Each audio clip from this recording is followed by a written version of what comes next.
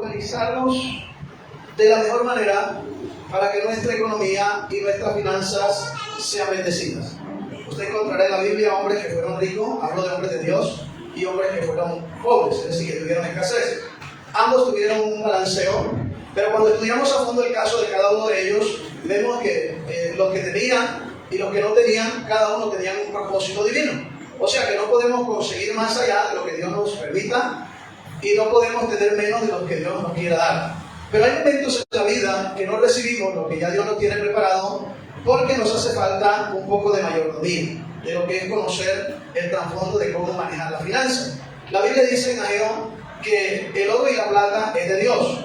Y si nosotros somos sus hijos, quiere decir que Dios está interesado en que sus hijos hereden esa riqueza, vivan de esa riqueza. Aunque el dinero apareció muchos años después que el hombre fue creado, en sí el dinero, la plata que hoy conocemos, el dólar, el peso, etc., eso apareció muchos años después. Sin embargo, vemos que cuando Dios creó al hombre, lo creó para que no le faltara nada, lo colocó ahí en el huerto del Edén y lo puso como un administrador. Por eso usted ve que Dios hizo todas las cosas, después se las entregó a Adán y le dijo: tú vas a administrar, todo esto está bajo tu cuidado, tú eres el que vas a tomar las decisiones, vas a enseñorear en los peces del mar, vas a enseñorear en las cosas de la tierra y vas a ser el Señor de todo. Dios le entregó entonces al hombre esa autoridad. Hemos leído un pasaje donde se nos habla de un hombre que tenía unos siervos, pero que le tocó viajar en cierta ocasión. Y cuando iba a viajar, él se preocupó por lo que tenía, por sus posesiones, por su riqueza.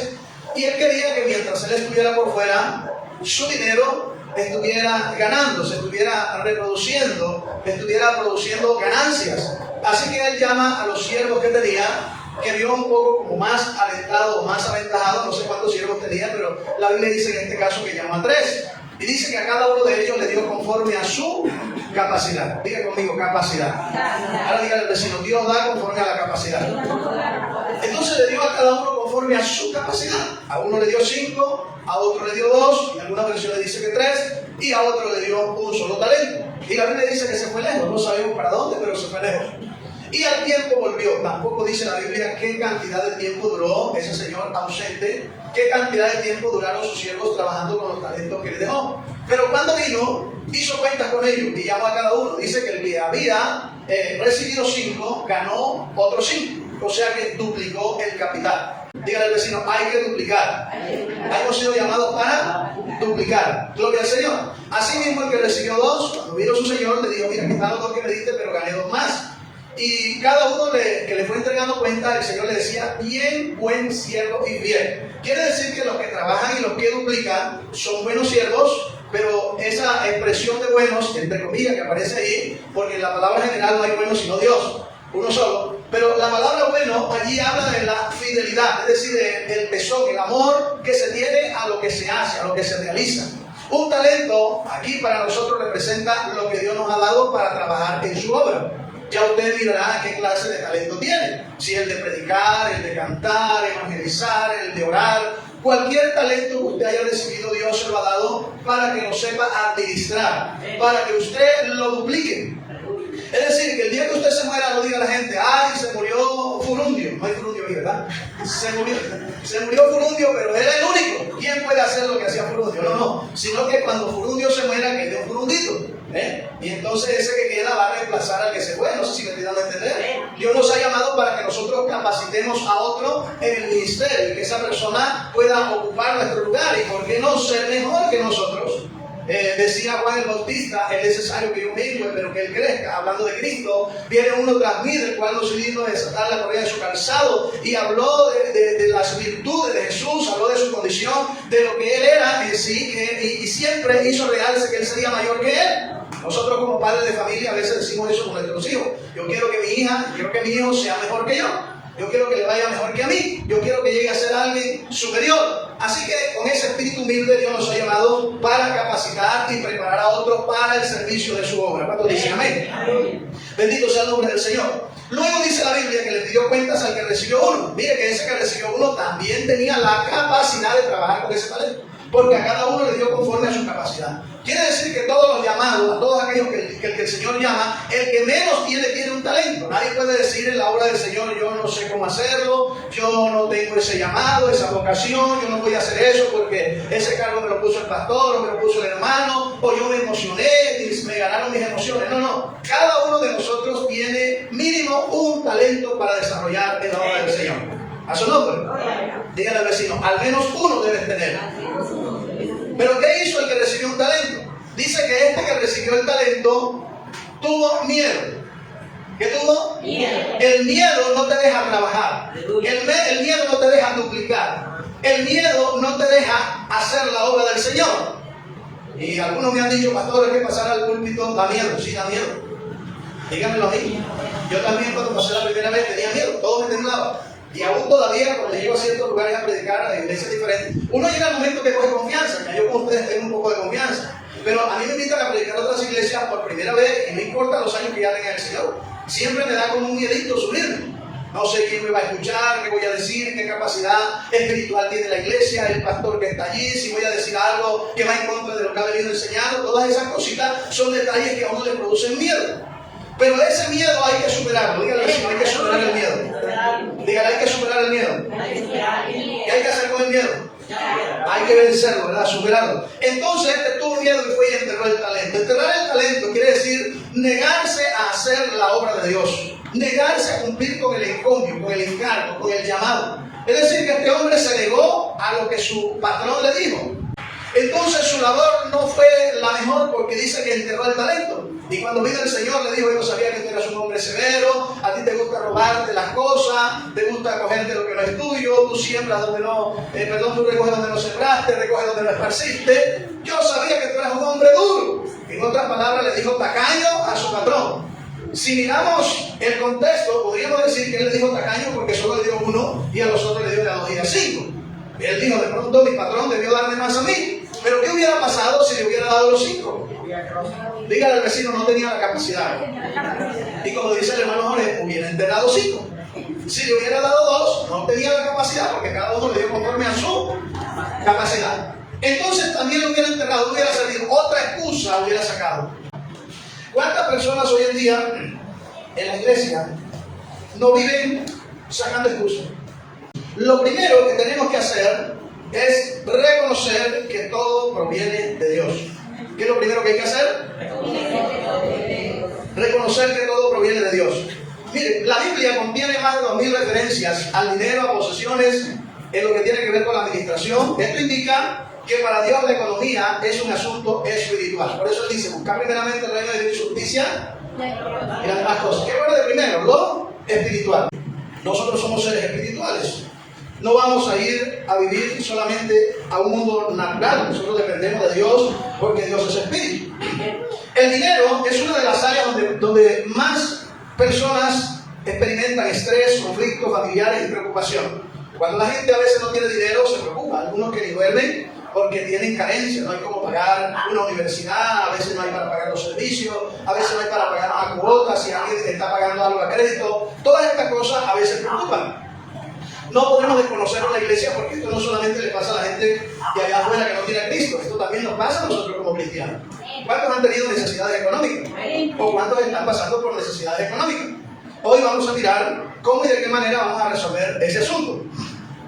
Muchas personas oran por bendición financiera, pero olvidan que Dios bendice y ama al dador alegre. Invierten mucho en muchas cosas, pero no invierten en el Señor. No se acuerdan del Señor.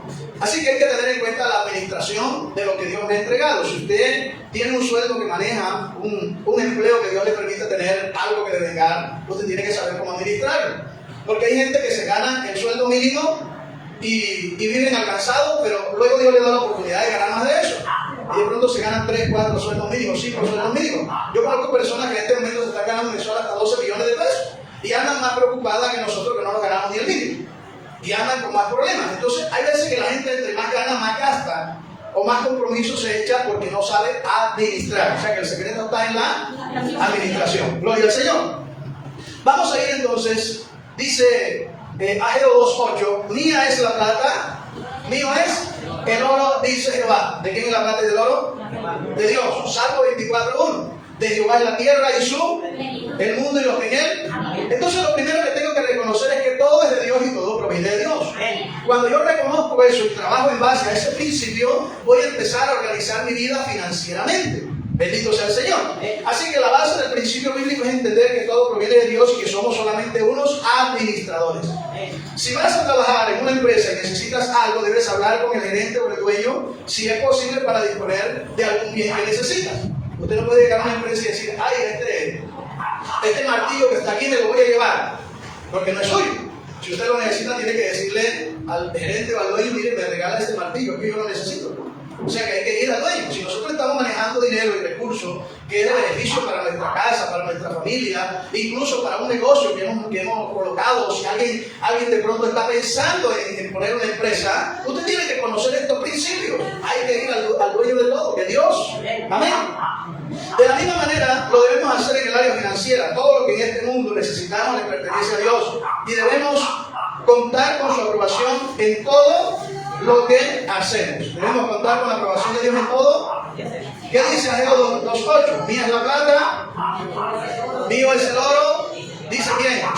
El Señor Jehová. ¿Cierto? Salmo 21, de Jehová es la tierra y el mundo y los que en él. Todo es de Dios. ¿Se da cuenta? ¿Todo es de quién? De Dios. Segundo, colocar a Dios en primer lugar. No solamente tengo que reconocer que todo es de Dios, sino que cuando voy a actuar debo colocar a Dios en primero Dios. Primero Dios. Si usted va a abrir el negocio, usted debe de orar antes de abrir su negocio. Ahí en Cumaral hay un negocio que montaron el año pasado, ¿fue? El año pasado. Y ellos no son cristianos, pero nos invitan para que todos los miércoles vayamos allá a hablarles. Y quieren, antes que se abra el negocio, que hagamos una oración. Y estamos hablando de personas que no son cristianas, o sea, tienen una afinidad, de pronto han entendido lo bueno, lo importante que es la oración, lo bueno y importante que es poner a Dios primero antes que todo. Y dicen que desde que empezamos a orar y empezamos a hacer los devocionales allí, las finanzas le han cambiado. Mientras a otras personas en el mes de enero les fue feo, horrible, en el mes de febrero, porque mucha gente queda sin dinero en diciembre, así que para comprar en enero los negocios a veces no fluyen de la mejor manera. Sin embargo, ellos dicen que sus ganancias no han menguado, porque han puesto a Dios de primero. ¿Por qué? Han colocado a Dios de primero. Mi pregunta en esta mañana es, ¿reconoce usted que todo lo que usted tiene es de Dios? ¿Coloca usted a Dios primero en cada cosa que va a hacer? Pues entonces, el dinero no hay que administrarlo con principios humanos, sino con principios de mayordomía espiritual. Eso significa ser generoso, eso significa administrar con prudencia, eso significa planificar y que también todo lo que yo haga financieramente honre al Señor. Dicen que un empresario cristiano enfrentó una crisis financiera grave y sus asesores le dijeron, mire, lo primero que hay que hacer es cortar las donaciones que usted hace. Usted dona mucho, saca mucho dinero de su empresa, pero ahora no está generando lo suficiente, así que hay que cortar con eso.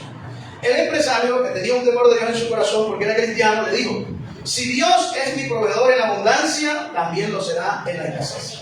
Eso se llama fe. Amén. Así que decidió seguir siendo generoso. Meses después surgió una oportunidad inesperada que salvó su empresa.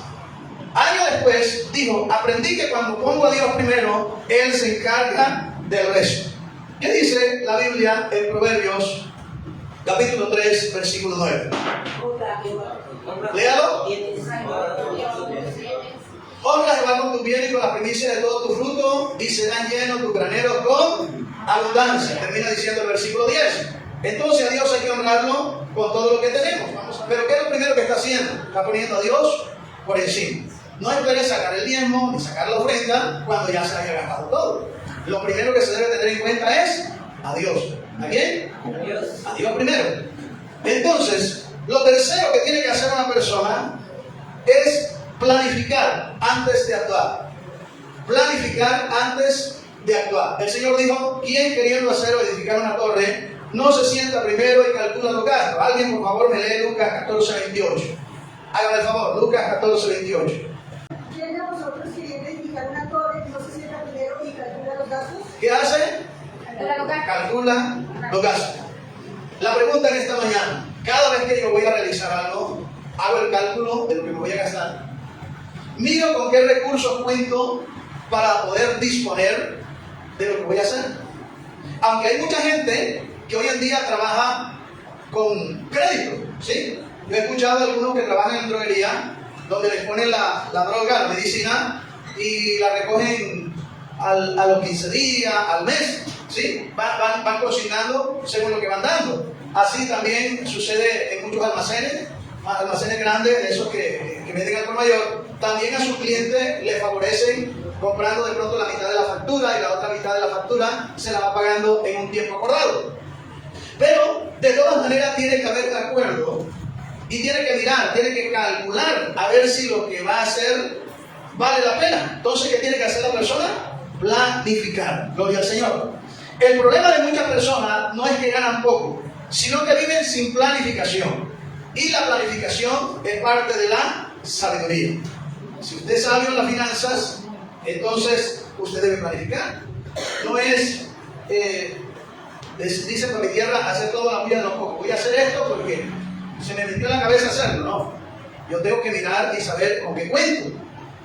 Dice la Biblia que un hombre comenzó a construir y no pudo alcanzar, solamente echó los cimientos y no pudo edificar. Y luego la gente pasaba y se burlaba. ¿Sí ha visto eso en la Biblia? Empezaron a burlarse de él y decían, este comenzó y no pudo terminar. Muchos hogares viven igual. Cuando alguien no planifica su finanza, su vida puede quedar igual. Proyectos incompletos, sueños sin terminar, deudas que nunca terminan. Hay personas tan esclavas de las deudas, de los compromisos que se han echado, que a veces se mueren y todavía quedan debiendo. Eso es tremendo. La Biblia habla de eso. ¿Se acuerdan? En el tiempo de Eliseo dice que se murió el marido de una mujer y los acreedores vinieron a llevarse a sus hijos como parte de la deuda. Se los iban a llevar como esclavos. Y entonces el profeta le dijo, declárame que tienes en casa. Digo, tu sierva no tiene sino un poquito de aceite en una vasija y eso es todo lo que tengo. Primero le dijo que no tenía nada, después se acordó que tenía un poquito de aceite. Y el profeta le dijo, ve y enciérrate con tus hijos, busque vasijas prestadas, no pocas. Y vas a ir echando del poquito de la vasija que tienen las vasijas nuevas, un poquito en cada una. Cuando se le vayan llenando, las vas poniendo aparte. Y dice la Biblia que esta mujer, hizo, como le dijo el hombre de Dios. Y dice que cesó el aceite de la vasija que proveía. Cuando la mujer dijo, pásale otra vasija, y el muchacho le dijo, no hay más. En ese momento se cortó.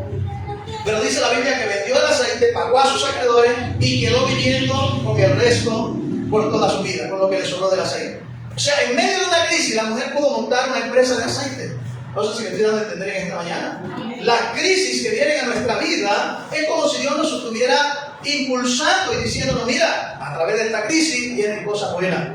Por eso dice la Biblia que a los que aman a Dios todas las cosas le ayudan para bien. Entonces, para la mujer era malo, le iban a llevar los hijos, le iban a quitar los hijos, tenía una deuda, de pronto no podía vivir tranquila. Pero de pronto se aparece Dios y le habla a través del profeta y le dice lo que tiene que hacer. Cuando usted es una mujer y un hombre espiritual, antes de usted correr para otra parte, usted busca a Dios para que Dios le oriente y le guíe. Así que la mujer buscó al profeta. Ella no salió para otra parte, ella no salió a buscar, a empeñar, a apretar para salir de la deuda. Hay gente que paga una deuda con otra deuda. Pagan aquí, pero tienen que prestar en otro lado. Hay gente que vive, hermano, endeudado con los pagos diarios y no sabe qué hacer, pero la Biblia da los secretos necesarios para uno no vivir de esa manera. A su nombre. Entonces, ¿cuál es el consejo? Haga un presupuesto mensual. Siéntese y tome un lápiz y papel y empiece a hacer un presupuesto. Defina prioridades. Sea consciente de cuánto entra y cuánto sale. Todo eso vaya escribiéndolo, porque eso le va a servir cuando usted va a meditar para tomar decisiones después. Divida tus gastos en gastos fijos y gastos variables. Gastos fijos casi siempre son iguales, que es el alquiler, los servicios públicos, el transporte, la alimentación. Eso casi no varía, eso hay que pagarlo. Aquí hay unos gastos fijos mensuales, entre plata aquí o no entre. Hay que pagar el arriendo, eso es fijo, eso no varía, eso no cambia. Hay que pagar los servicios, si no los pagamos nos cortan el agua, la luz, etc. Eso es fijo. Hay que comer, si no comemos nos morimos de hambre. Entonces usted tiene un gasto fijo que es el alimento. Piensa en eso, pero hay otros gastos que son gastos variables. Todo eso anótelo en un papel. ¿Cuáles son los gastos variables? Las salidas. De pronto quiere irse a un paseo. Allí se va a gastar un dinero que de pronto va a gastar algo que es innecesario, solo por dar su gusto. Entonces todo eso debe ir premeditándolo. En entretenimiento. Hay gente que paga planes en su celular y a veces no ve nada porque se la pasa ocupado trabajando, pero vive pagando un plan. Yo le decía una vez a uno de mis hijos, ¿para qué estás agarrando planes de celulares? Porque la compañía de celulares, ya sea Tigo, Movistar, ¿cómo se llama?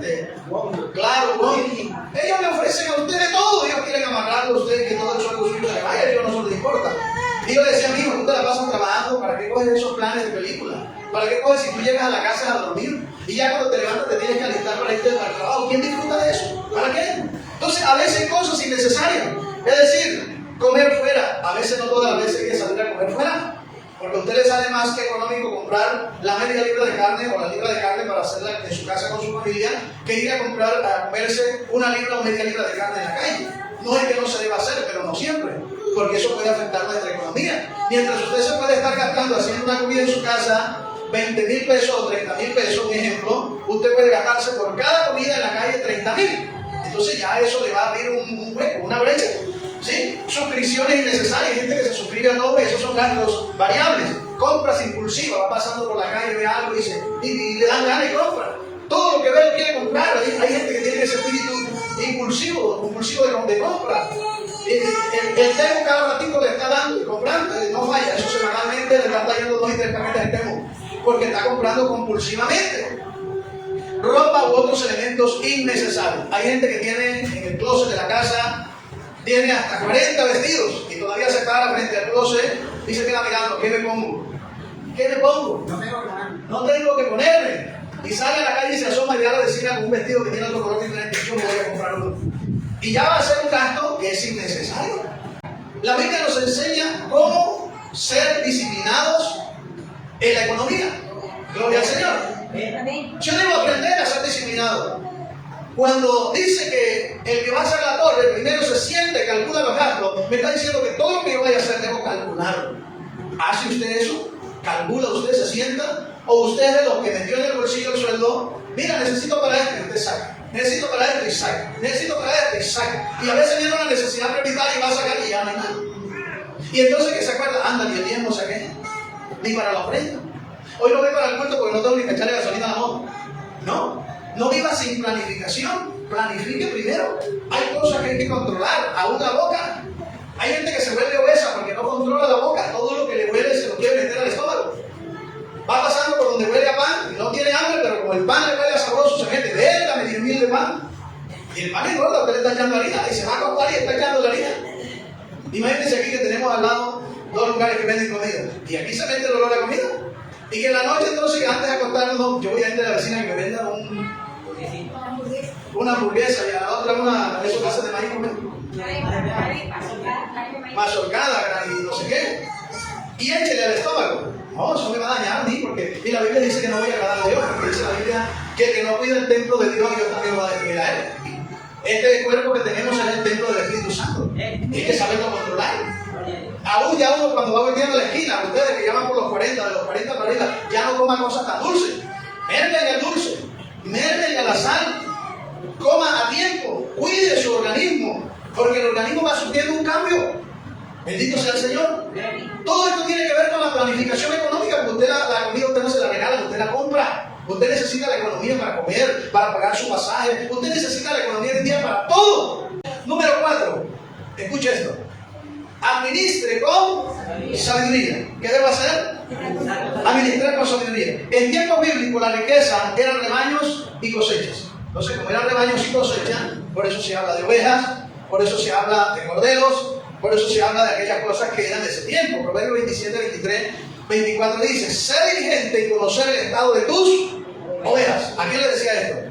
Al dueño del rebaño, al que tenía el negocio de criar ovejas. Si usted tiene un negocio de criar cerdos, entonces cambie la frase: sé diligente en conocer el estado de tus cerdos. Sí, hay que conocer el estado, tengo que cuidarlo. Si lo que yo estoy criando es ganado, entonces sé diligente en conocer el estado de tu ganado. A ver qué vaca me está moqueando, está con moquillo, está lagrimeando, quién está con la cabeza gacha, ¿verdad? De pronto tiene los cachos grandes y le dio huequera y está con la cabeza gacha porque tiene dolor de cabeza. La vaca no le va a decir a usted que tiene dolor de cabeza, pero usted más o menos por el conocimiento dice: está enferma. Entonces usted tiene que tomar correctivo y tiene que invertir en su vaca, en su oveja, en su cerdo, en lo que usted está criando, en el negocio suyo, porque a eso es que usted le está sacando renta. El caso del hermano Víctor que cría pescado, bueno, de piscicultura sí no sé nada, pero yo me imagino que él también siempre tiene que mirar ¿cómo se llaman? Las cosas. ¿Ah? Las cosas, ¿verdad? Y de pronto tiene allá, yo siempre veo que tiene un muchacho allá encargado también y pasa por el laboratorio. Eso tiene que tener su proceso. O sea, eso no es que saqué los pescados aquí, los eché y ya, cuando a los 2 o 3 meses que ya tengo de comer, voy a tirar a la raya y lo paso a recoger. No, eso tiene un proceso de cuidado. Conocer el estado de mi negocio significa estar pendiente de mi negocio. Lo mismo pasa con el que tiene un almacén. Si está vendiendo cosas y se vende unas cosas más que otras, tiene que estar pendiente que no se le agote. Porque qué tal que le van a buscar un producto y usted no lo tiene, anda, se agotó, y usted no lo pidió. Entonces usted tiene que estar pidiendo, no sé, yo nunca he tenido negocio de esto de tiendas y cosas así, pero yo me imagino que debe ser así. Yo conocer el estado de mi negocio es estar pendiente de mi negocio. Así es la finanza y el hogar, mi gasto, tengo que estar pendiente de qué gasto, qué no gasto. Dice, y mira con cuidado por tus rebaños. Tengo que estarle echando ojito. Hay un versículo que no es bíblico que dice, el ojo del amo. Mira que se lo sabe de memoria.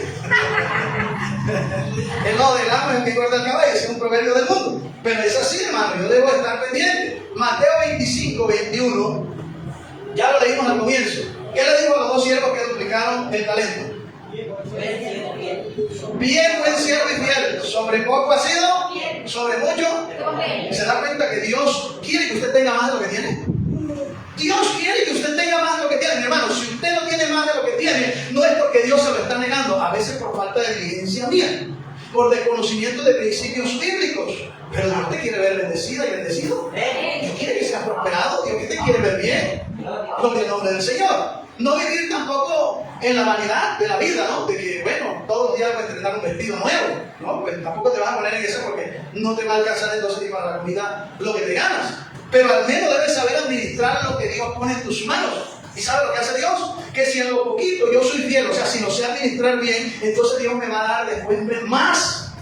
Y va a llegar un día de que ya yo en mi negocio no me está produciendo $1 millón mensual, sino 5, 10, 20, 30 millones mensuales. Dios quiere que esto pase con alguien que diga amén esta mañana. Gloria al Señor. Bueno, algunos no quieren que eso les pase, pero yo sí quiero que Dios me bendiga cada día más. Y voy a organizar mi vida y me voy a disciplinar. A su nombre. Bendito sea el nombre del Señor. Entonces, registra, hermano, cada mes todo lo que vas a hacer. Toma apunte. Lo importante es anotar cada gasto y no perder el control. Revisa tu presupuesto al final de cada mes y haz ajuste. Ahí te vas a dar cuenta si gastaste de más o no. ¿Qué te quedó? ¿Qué puedes ajustar para el próximo mes? ¿Sí? Ajusta lo que gastes de más o gastes de menos. Ventajas de este sistema. Número 1, control total del dinero.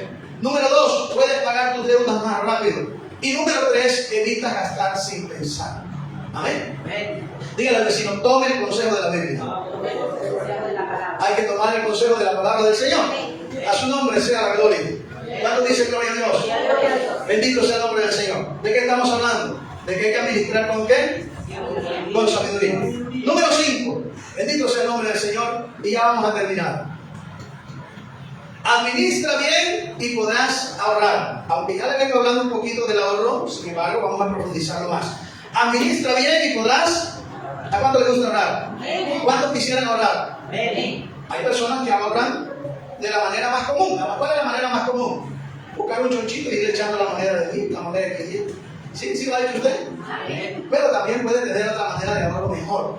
Que tenemos la capacidad de hacerlo porque tenemos la mente de Cristo. A su nombre. En este punto el principio es conocer exactamente lo que tienes. Yo debo conocer exactamente lo que tengo para poder administrar y poder ahorrar. Un agricultor que no revisa su campo puede perder la cosecha por plagas o por maleza. De la misma manera, quien no revisa sus finanzas y sus gastos pierde dinero sin darse cuenta. Ahora vamos a mirar Proverbios 6:6 para que veamos lo que hace la hormiga. La hormiga trabaja por la mañana y Dios aprueba el principio del ahorro en este pasaje bíblico. Vamos a ver lo que dice este proverbio. La hormiga enseña que guardar un poco cuando hay abundancia es sabiduría de Dios. La Biblia no condena el ahorro, al contrario, lo presenta como una sabiduría práctica. ¿Cómo lo presenta? Una sabiduría práctica. Y administrar bien Administra bien y podrás ahorrar. Esto implica cuidar los recursos, invertir sabiamente, usar el dinero con propósito. Claro que dice Proverbios 6:6. Ve a la hormiga, mira sus caminos y sé sabio, la cual no teniendo capitán ni gobernador ni señor, prepara en el verano su comida y recoge en el tiempo de la siega su mantenimiento. Dice que la hormiga no tiene capitán ni tiene jefe. Mira la ventaja que tenemos nosotros. Nosotros sí tenemos capitán y tenemos un jefe, que es nuestro Dios. O sea que nos va a ir mejor a nosotros que a la hormiga. Pero la Biblia nos pone el ejemplo de la hormiga. La hormiga, cuando llega el tiempo de la abundancia, recoge para que cuando venga el tiempo de la escasez, tiene alimento. ¿Sabe cuál es el tiempo de la abundancia para la hormiga? El tiempo de la lluvia, el tiempo en que los campos producen. Usted ve los caminos. Bueno, cuando yo cultivaba, sembraba yuca con mi papá, veíamos a veces esos caminos de hormiga que iban y cobaban y hacían unos huecos allí, y unas torres de tierra así. Y allá pasaban esas hormiguitas por ese camino, algunas llevaban un pedacito de hoja, y ese pedacito de hoja iba y se metían por ahí. Se llevaban el ajonjolí, a veces que nosotros sembramos ajonjolí, llevaban frutos de lo que nosotros sembramos, se lo llevaban a la hormiga. Llegaba un momento que mi papá tenía que comprar el drink, en ese tiempo creo que llamaban, no me acuerdo, y le echaba al hueco de las hormigas, le echaba alrededor de la yuca, le echaba para que no le pelaran la yuca, porque se llevaban las hojitas de la yuca y quedaba el vástago de yuca pelado. Y ya cuando la matas, las hormigas le comen las hojas, ya deja de recibir savia y la yuca se daña, ya no produce igual. Entonces, ahí estábamos nosotros para cuidar de la yuca. Pero ¿qué dice aquí la Biblia? Que la hormiga en ese tiempo que hay la abundancia, recoge.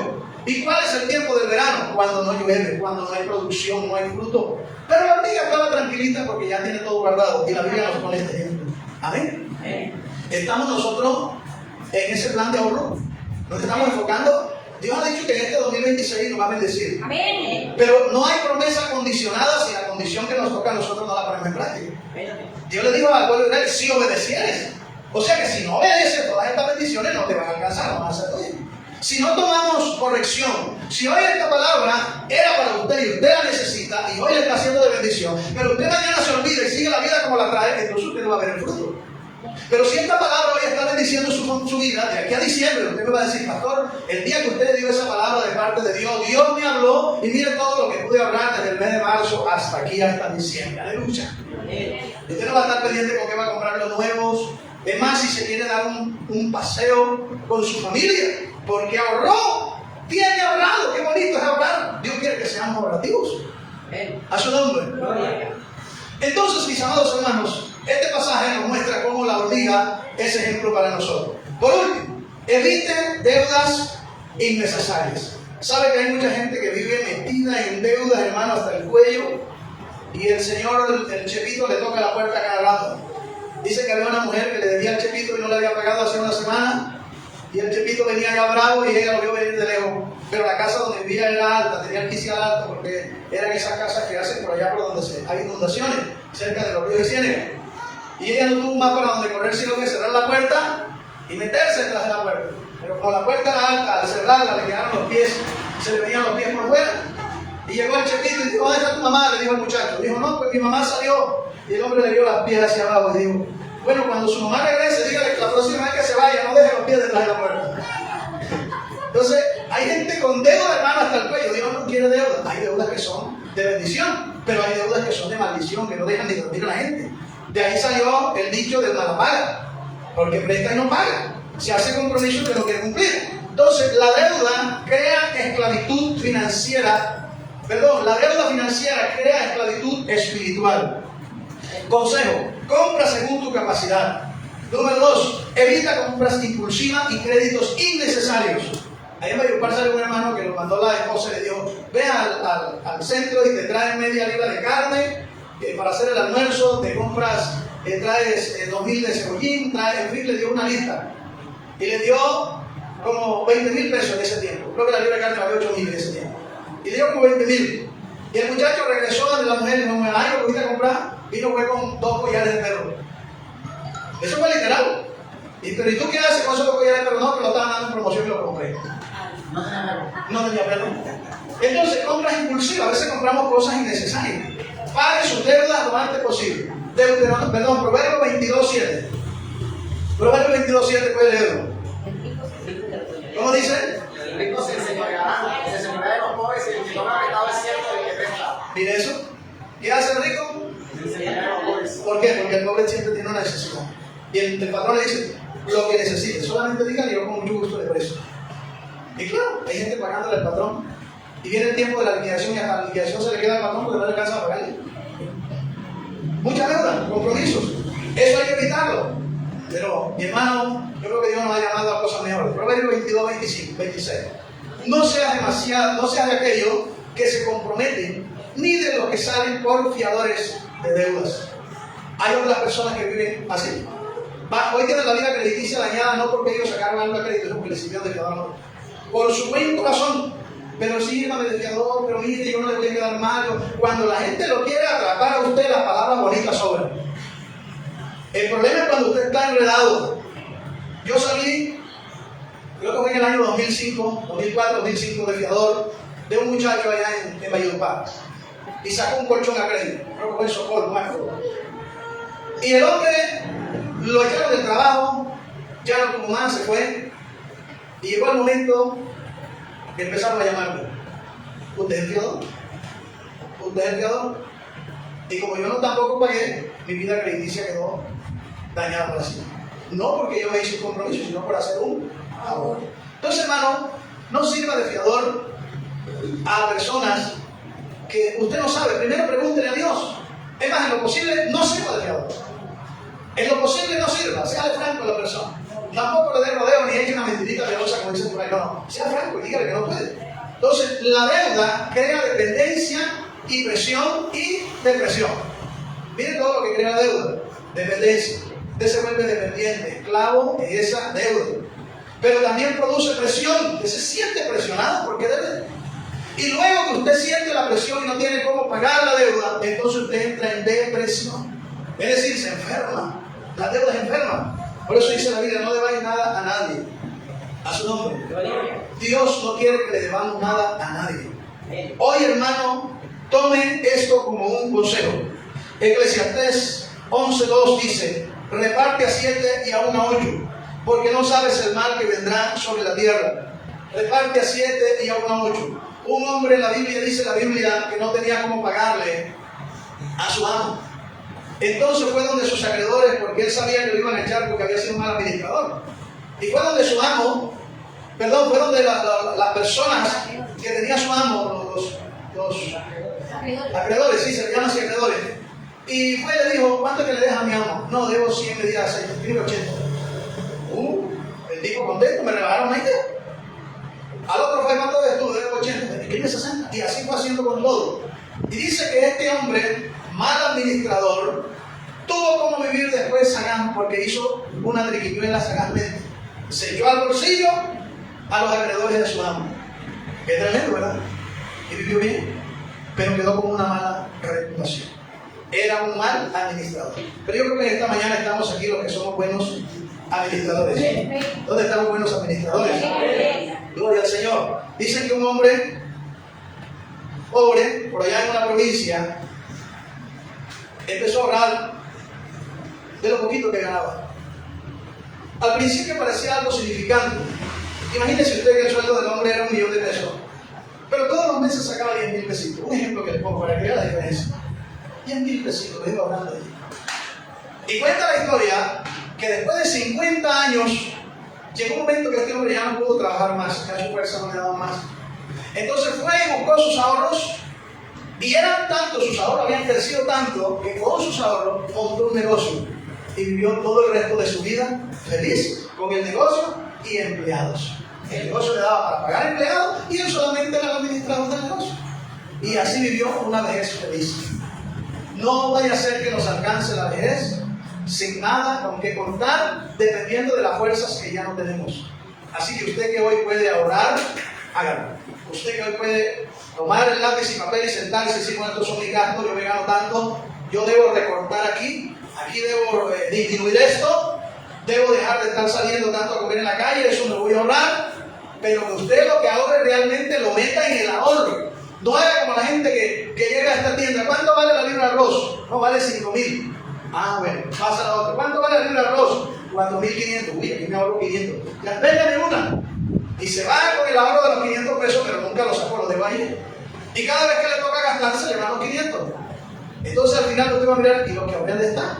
No, también me lo gasté. Eso no es ahorrar. Ahorrar es apartar lo que usted dispuso en su corazón. Hágase en su mente y en su corazón que eso no existe. Aunque sabe que sí existe. Pero no lo tenga allí como algo cotidiano de lo que usted va a tomar en un momento dado. ¿Cuántos dicen amén? No sé si me doy a entender en esta mañana. Quiero en esta mañana que usted se vaya, póngase de pie, con una mentalidad diferente de este lugar. Gloria al Señor. Ya vimos los principios. Primero, reconocer que todo pertenece a Dios. Segundo, poner en primer lugar a Dios. Tercero, debo planificar, gloria al Señor. Debo no gastar en cosas innecesarias.